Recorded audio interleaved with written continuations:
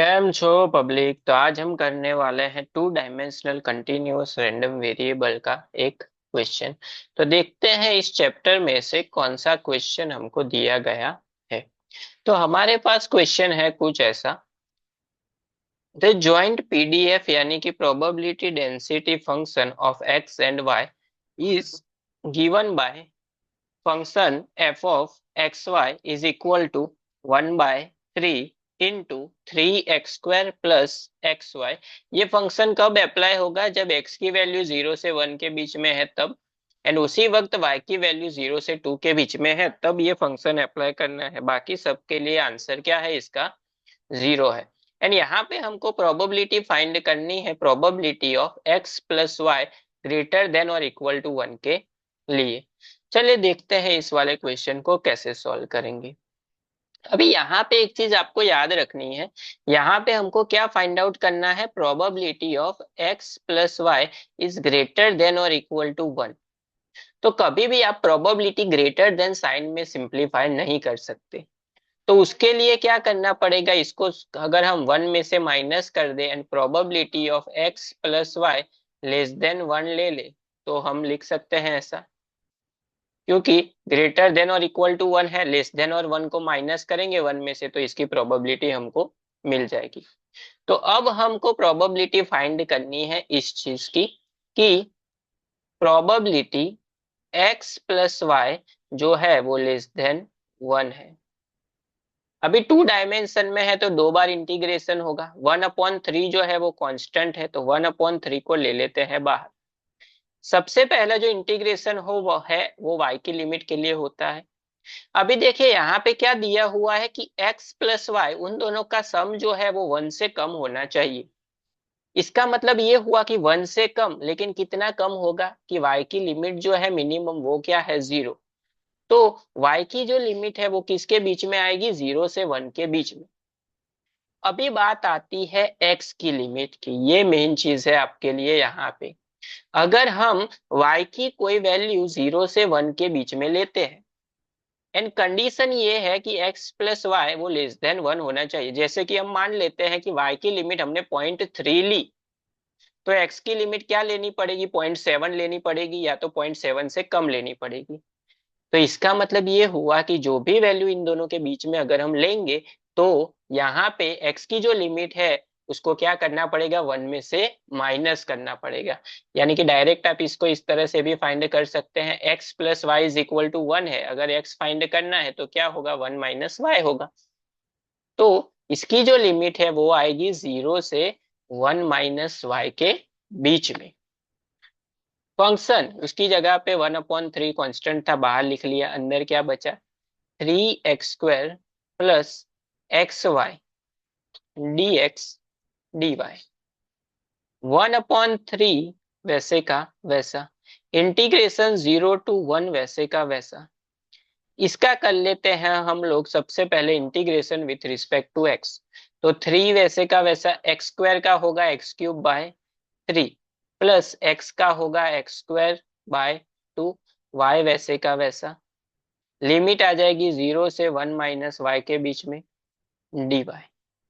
Limit apply कर देते हैं, लोअर लिमिट 0 है, पुट करने की जरूरत नहीं है। सबसे पहले x की जगह पे पुट करेंगे 1 माइनस वाई।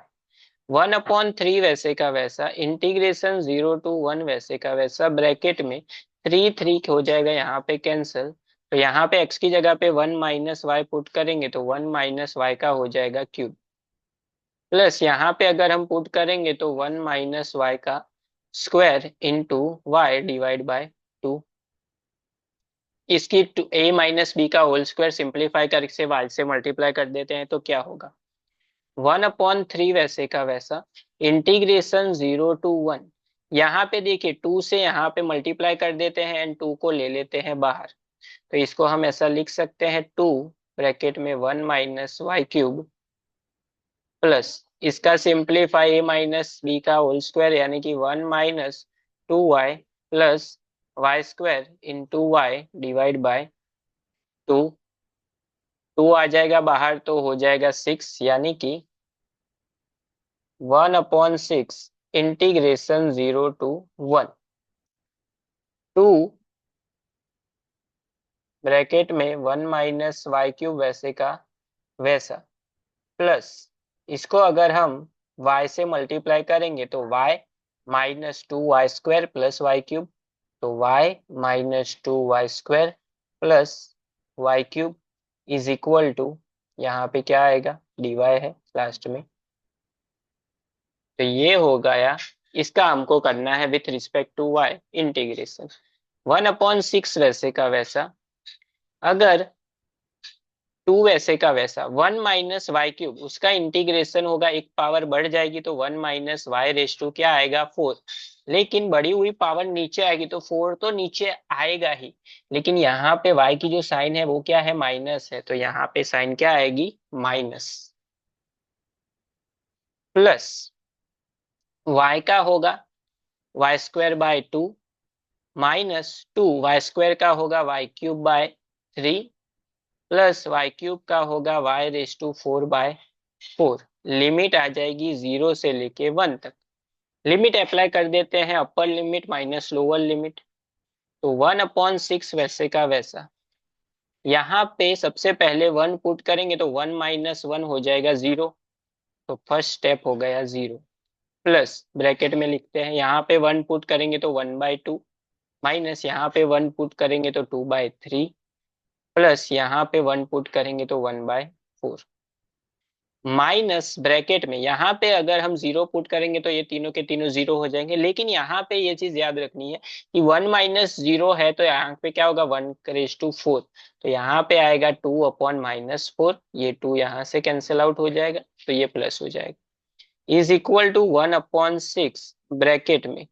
इसका ले लेते हैं हम एलसीएम, तो एलसीएम इसका होगा 12, तो यहाँ पे आएगा 6 माइनस यहाँ पे आएगा 4 से मल्टीप्लाई, तो 2 × 4 हो जाएगा 8 प्लस यहाँ पे आएगा 3, माइनस माइनस हो जाएगा प्लस 1/2, तो ये हो जाएगा 1/6, ये हो जाएगा 6 + 3 9, 9 - 1 यानी कि 9 - 8 यानी कि 1/12 प्लस 1/2, तो यह यहाँ पे एलसीएम होगा 12, तो 1/6 एलसीएम होगा 12, 1 + 6 यानी कि 7/72।